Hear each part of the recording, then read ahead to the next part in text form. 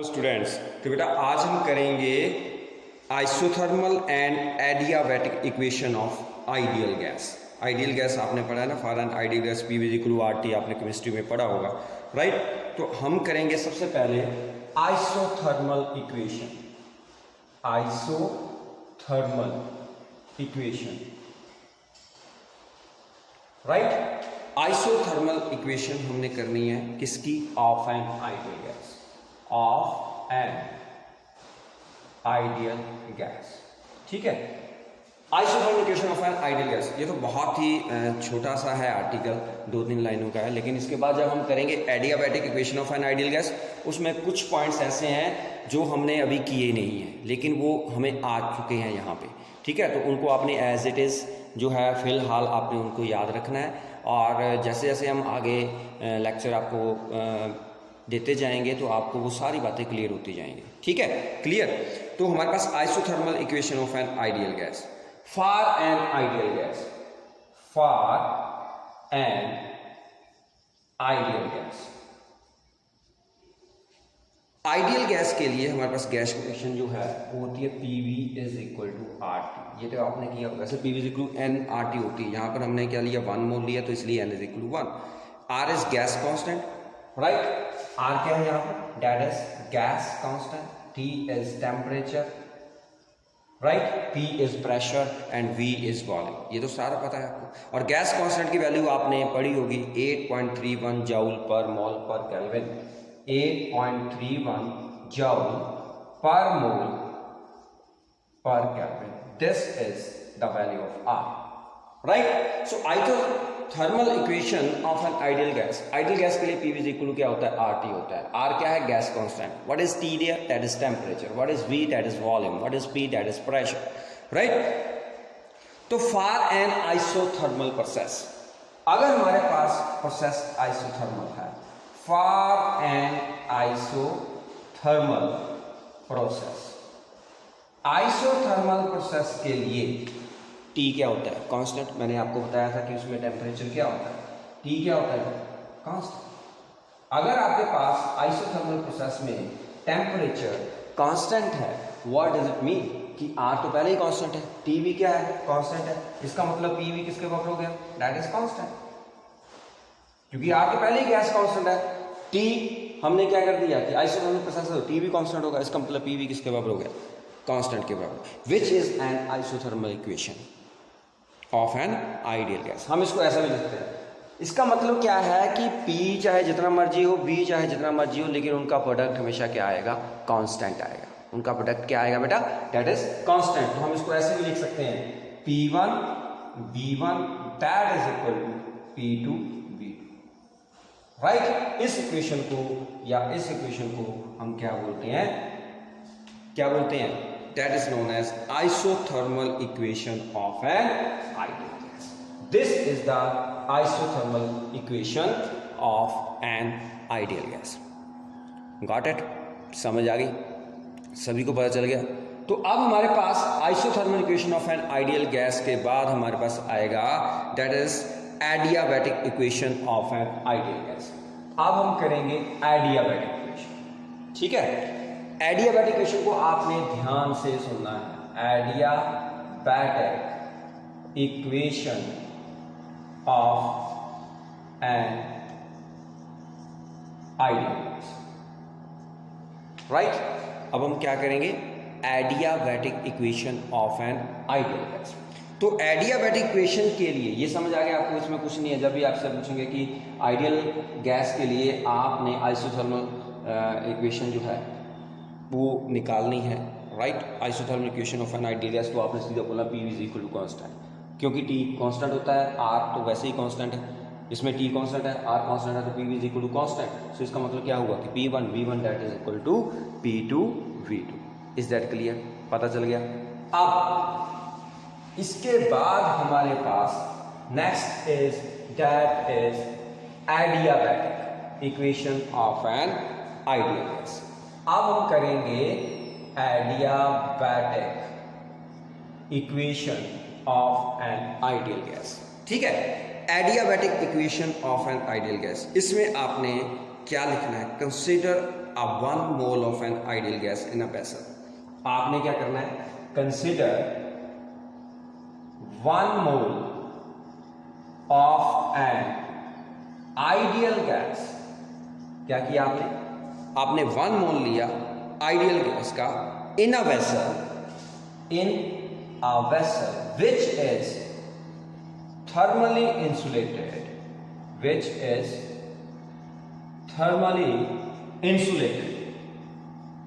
right? वो जो हमारे पास वेसल है that is thermally insulated from its surroundings, right? From its surroundings. Okay, तो हमारे पास क्या है, 1 मोल ऑफ आइडियल गैस है, किसमें, उस वेसल में जो थर्मली इंसुलेटेड है, मतलब उसमें हीट ना तो बाहर जा रही है ना ही बाहर से अंदर आ रही है, मतलब there is no any exchange of heat between the system and the surrounding. Suppose करो ये गैस एक्सपेंड कर गई, let the gas expand adiabatically, let the gas expand adiabatically. Gas जो है वो आपकी एडियाबैटिकली एक्सपेंड होगी। मैंने बताया था आपको कि हमारे पास, इधर मैं डायग्राम बना रहा हूँ आपको, ये है हमारे पास ऐसा सिस्टम है, ठीक है, ये इंसुलेटेड है वॉल्स कंटेनर की, एडियाबैटिक प्रोसेस में सारा क्या होता है, इंसुलेटेड होता है, सारा इंसुलेटेड है, राइट। और यहाँ पर हमारे पास क्या है, ये वाला पिस्टन। अब गैस जो थी वो एडियाबैटिकली एक्सपेंड हुई, जैसे ही वो एक्सपेंड हुई इसका मतलब वहां पर क्या होगा, there is a change in the volume. So the change in the volume of the gas, in the volume of the gas, जैसे ही आपकी गैस एडियाबैटिक एक्सपेंड की तो उसमें वॉल्यूम क्या हुआ, चेंज हुआ, right. At that change in volume is that is equal to dV. There is a change in the volume of the gas that is equal to dV. इतनी बात clear हुई, note करो इसको पढ़ा।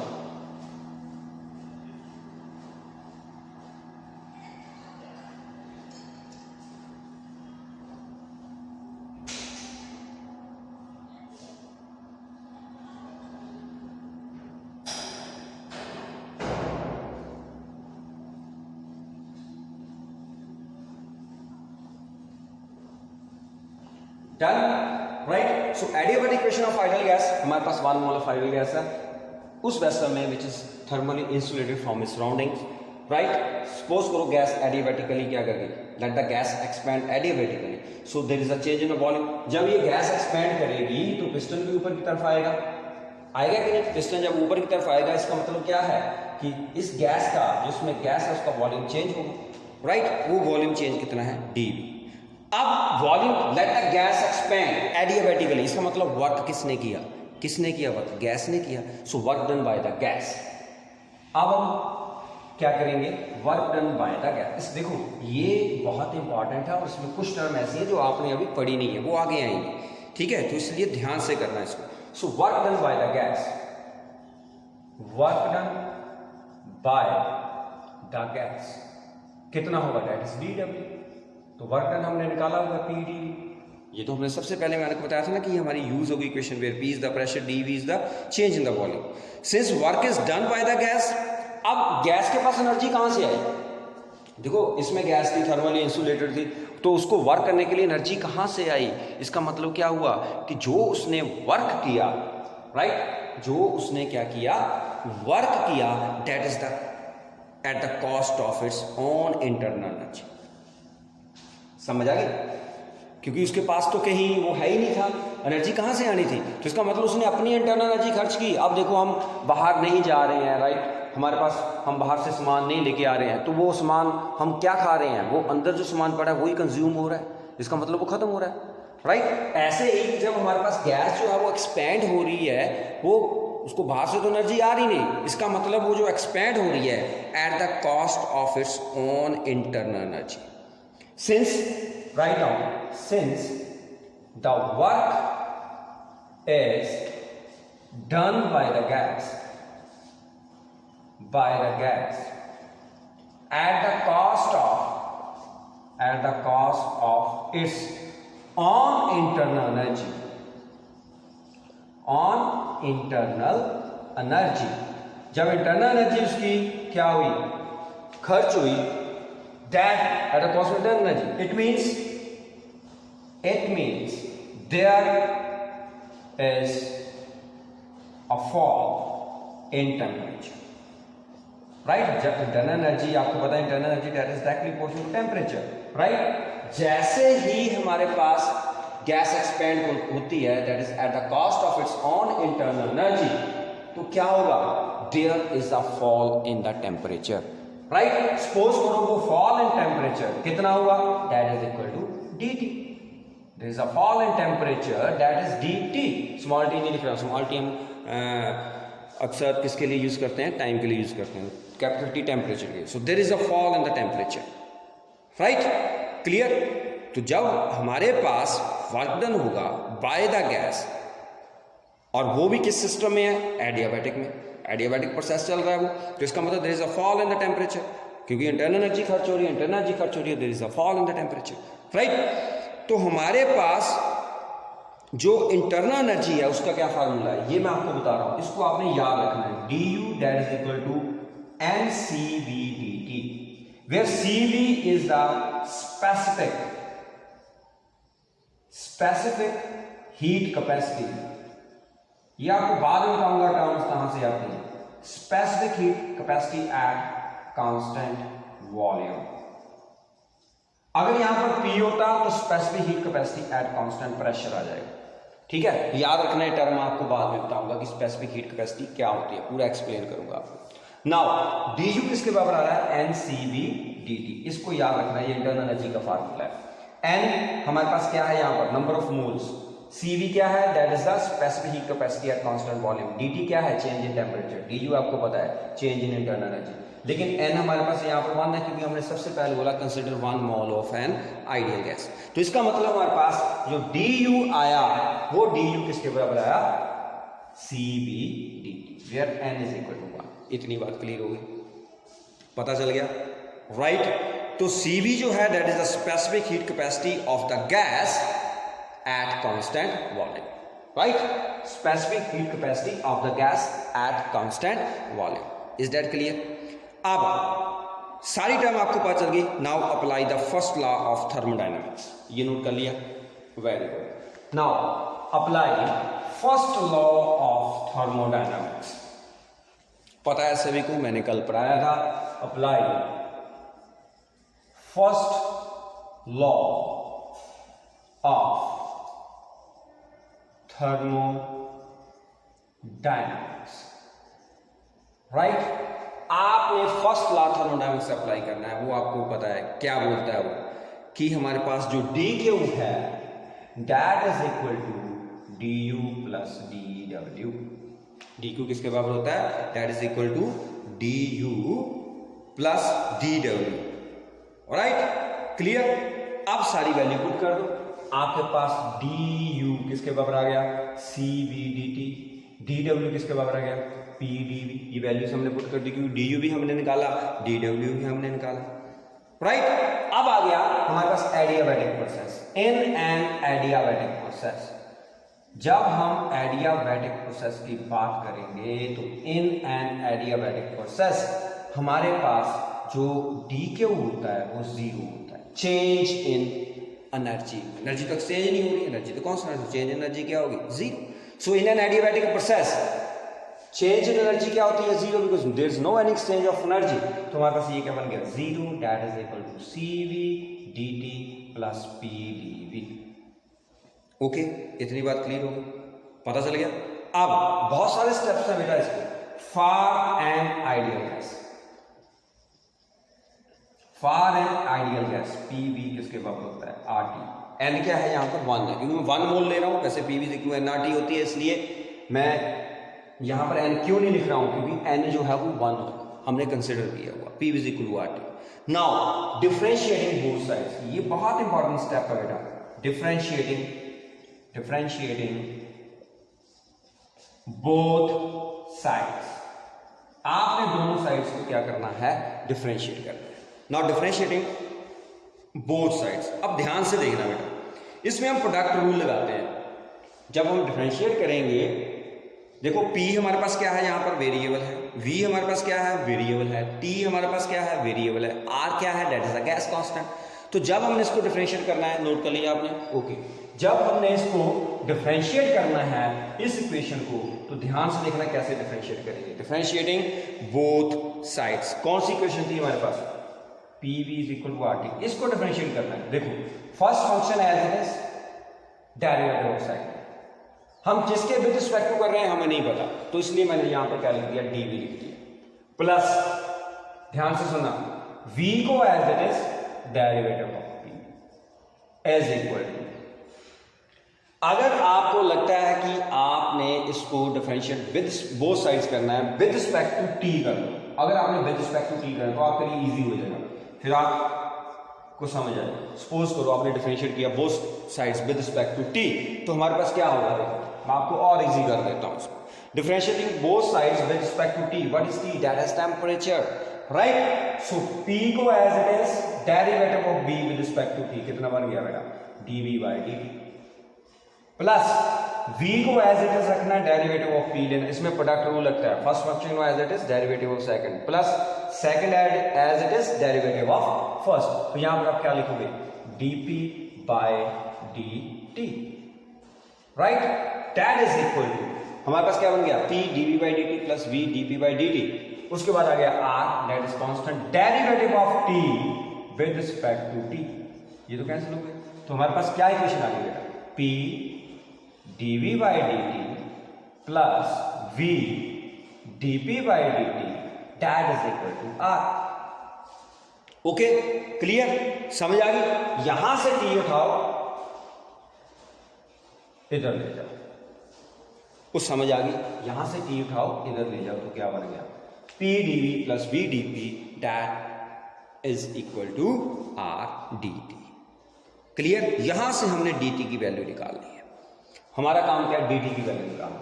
तो dt हमारे पास किसके बराबर आ गया, p dv plus v dp over r। तो ये हमारे पास क्या आ गया बेटा, that is dt। Okay, clear. So dt हमारे पास किसके बराबर आ गया, p dv plus v dp over r। बात क्लियर हो गई। अब इस वैल्यू dt की जो वैल्यू है वो आपने कौन सी इक्वेशन में पुट करनी है, इसको ध्यान से देखना। आपके पास इक्वेशन आई थी cv dt, देखना cv dt वाली इक्वेशन आएगी, cv dt plus p dv that is equal to 0। कौन सी इक्वेशन है, इसको इक्वेशन 1 लिख लो बेटा, ठीक है, इसको इक्वेशन लिख लो 2। ये आपके पास इक्वेशन आई है cv dt plus p dv, यहाँ पर d को 0 किया था हमने, तो आपने ये dt की वैल्यू यहाँ पुट करनी है। Put equation 2 in equation 1, put equation 2 in equation 1। Equation 1 में आप पुट कर दो, इक्वेशन 2 को इक्वेशन 1 में आप पुट कर दो, फिर देखो आपके पास क्या आंसर आता है। करें पुट, ये dt की वैल्यू आपने यहां पर पुट करनी है, ठीक है। चलो पुट करो। ये थोड़ा सा इसमें हर स्टेप को आपको देखना पड़ेगा बेटा, इसलिए इंपॉर्टेंट है ये।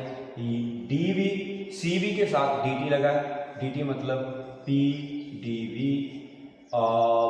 प्लस कितना आ गया यहाँ पर, v dp upon r, that plus p dv done, that is 0।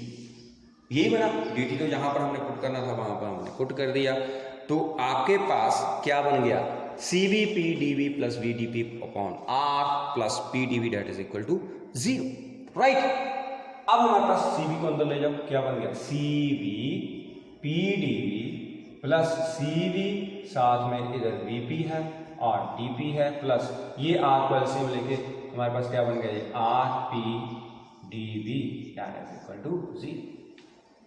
पता है ना, दो हमने क्या किया, r से सभी को क्या कर दिया, मल्टीप्लाई कर दिया, तो r तो यहाँ पर कैंसिल हो गया, यहाँ पर लग गया और इधर जाके 0 हो गया, ये तो पता है ना। अब हमारे पास एक और रिलेशन है बेटा, मेयर्स फार्मूला आपने केमिस्ट्री में पढ़ा होगा, मैं आपको बाद में प्रूव भी कराऊंगा अगर आपने केमिस्ट्री में नहीं किया। इसको बोलते हैं Mayer's formula, Cp minus Cv that is equal to R। क्या बोलते हैं इसको, मेयर्स फार्मूला, क्या बोलते हैं हम इसको? Mayer's formula. That is very important, right? MEYER cost of S, Mayer's formula. ठीक है, क्या बोलते हैं हम इसको? Mayer's formula. Cp minus Cv, what is Cp? Specific heat capacity of a gas at constant pressure. Cv क्या है? Specific heat capacity of a gas at constant volume. तो Cp माइनस Cv क्या होता है? R। क्या होता है Cp और Cv, ये मैं आपको बाद में बताऊंगा, राइट? एक लेक्चर इसके ऊपर भी आएगा। तो आपने ये रिलेशन याद करना, Cp माइनस Cv। दो रिलेशन मैंने आपको बताया, एक du वाला एंड Cv dt वाला, एक ये आपने याद करना। अब यहां पर R है, वहां पर Cp माइनस Cv पुट कर दो। So we will get Cv P dV plus Cv V, यहां पर V आएगा। ध्यान से लिखना, कहां पर नीचे है कहां पर ऊपर है, ये बिल्कुल ध्यान से लिखना। Cp minus Cv R P dV that is equal to 0। Okay, कोई प्रॉब्लम? ठीक है। अब Cv इसको सॉल्व करो, थोड़ा सा कुछ कैंसिल होगा तो बता देना। ये देखो Cv P dV, Cv V dP, कुछ कैंसिल हो रहा है? अगर कुछ कैंसिल हो रहा है तो मुझे बता दो, कुछ कैंसिल हो रहा है? Cp R P dV कहीं गलत तो नहीं हो रहा, राइट? जब हमने R पुट कर दिया तो यहाँ पर R नहीं आना है, ठीक है? मैं भी सोच रहा हूँ कहीं ना कहीं मुझे गड़बड़ कर। तो आप लिखो Cv P dV plus Cv V dP plus Cp, ये ब्रैकेट खोल लो, P dV minus Cv P dV that is equal to 0। कुछ कैंसिल हो रहा है, ये देखो Cv P dV, Cv P dV, ये कैंसिल। बचा क्या हमारे पास? Cv V dP plus Cp P dV that is equal to 0। ये हमारे पास बचा, देख लो ध्यान से। Okay, clear? अब इसके बाद ये नोट कर लिया आपने, स्क्रीनशॉट ले लो, फटाफट ले लो। डन? ओके। अब इसके बाद हमारे पास क्या करना है? हमने एक और स्टेप है हमारे पास, डिवाइड बोथ साइड्स। डिवाइडिंग, ध्यान से सुनना, ये स्टेप याद रखने हैं आपने। Dividing both sides, dividing both sides by, देखो हमने एक स्टैंडर्ड इक्वेशन बनानी है, तो हमने इसको डिवाइड करना है CVPV। अब आप बोलोगे सर ऐसा क्यों किया? हमने एक स्टैंडर्ड इक्वेशन बनानी है, तो हमने एक सोल्यूशन निकाला। अगर हम इसको ऐसे डिवाइड करेंगे तो वो स्टैंडर्ड इक्वेशन हमारे पास आ जाएगी। अदरवाइज हमें क्या करना पड़ेगा? कभी इधर करना पड़ेगा, कभी उधर करना पड़ेगा, ये सारी बातें हमें करनी पड़ेगी। तो इस इक्वेशन को आपने divide both side by CVPT, तो करो डिवाइड। ठीक है, इसके साथ आपने क्या करना है? डिवाइड करना है। तो CVVdP by CVPV plus CPPdV by CVPV that is equal, इसको डिवाइड करने का उठा देंगे क्योंकि ये 0 हो जाएगा। कुछ कैंसिल हो रहा है? देखो क्या कैंसिल हो रहा है, जल्दी बताओ। DP, ये CV, ये CV कैंसिल हो गया, B के साथ B कैंसिल हो गया, क्या बच गया? DP ओवर P प्लस ये P और P कैंसिल हो गया, यहां पे क्या बच गया? CP over CV dV by V that is equal to 0। एक और रिलेशन आपको याद करना पड़ेगा। आप बोलोगे कि सर ने आज पता नहीं कितने रिलेशन कर दिए। CP बाय CV, इसका जो रेशियो होती है वो गैमा के बराबर होती है। जो CP ओवर CV है, ये रिलेशन जो है इसको हम बोलते हैं, दोनों का ratio specific heat capacity at constant pressure, specific heat capacity at constant volume, इनका जो रिलेशन है वो हम क्या करते हैं कि CP बाय CV किसके बराबर होता है? गामा के बराबर होता है, राइट? तो CP by CV that is equal to gamma. तो यहां पर CP बाय CV है, वहां पर आपने क्या पुट कर देना है? गामा पुट कर देना है। क्या बोलते हैं इसको? गामा। तो अब हम इसको भी पुट कर देते हैं। बताओ आपके पास क्या आ गया? ये बन गया DP over P plus CP by CV की जगह हम क्या लिखेंगे? Gamma that is equal to DP और यहां पर आएगा DV over V that is equal to 0। यही आ रहा है हमारे पास, right? Now integrating both sides, देखो कितना लंबा एक्सप्रेशन है ये, है ना? तो हर स्टेप को आपने याद रखना है। Integrating both sides, integrating both sides, ठीक है? इसमें सबसे टिपिकल यही है, सबसे टिपिकल यही है। बस दो आर्टिकल है इसमें टिपिकल, एक ये, एक आगे आएगा। वर्क डन वाला, ठीक है। तो उसके अलावा इसमें कोई टिपिकल नहीं है, लेकिन इसको आपने बार बार करना है, पेपर में आएगा, मैंने पहले बता दिया। इंटीग्रेटिंग बोथ साइड, जब आप इसको इंटीग्रेट करोगे तो हमारे पास बन जाएगा ये dp by p plus gamma बाहर आ जाएगा इंटीग्रेशन से dv by v, that integration of zero, ये क्या होता है कांस्टेंट। जीरो की इंटीग्रेशन क्या होती है, हमेशा कांस्टेंट याद रखना है। ओके क्लियर, पता चल गया। जब हमने इसको इंटीग्रेट कर दिया तो 1/p इसकी इंटीग्रेशन क्या होती है, याद रखना कि 1/x dx ये होता है log x to the base e, ऐसा लिखते हैं log x to the base e, ये फार्मूला याद रखना है। तो यहां पर क्या है, ये इसको हम कैसे लिखते हैं 1/p dp, तो 1/x dx क्या होता है log x to the base e। तो यहां पर हम क्या करेंगे, इसको लिखेंगे log p to the base e। ऐसे यहां पर gamma log v to the base e। Clear, समझ आ गई। यहां पर क्या आ गया कांस्टेंट।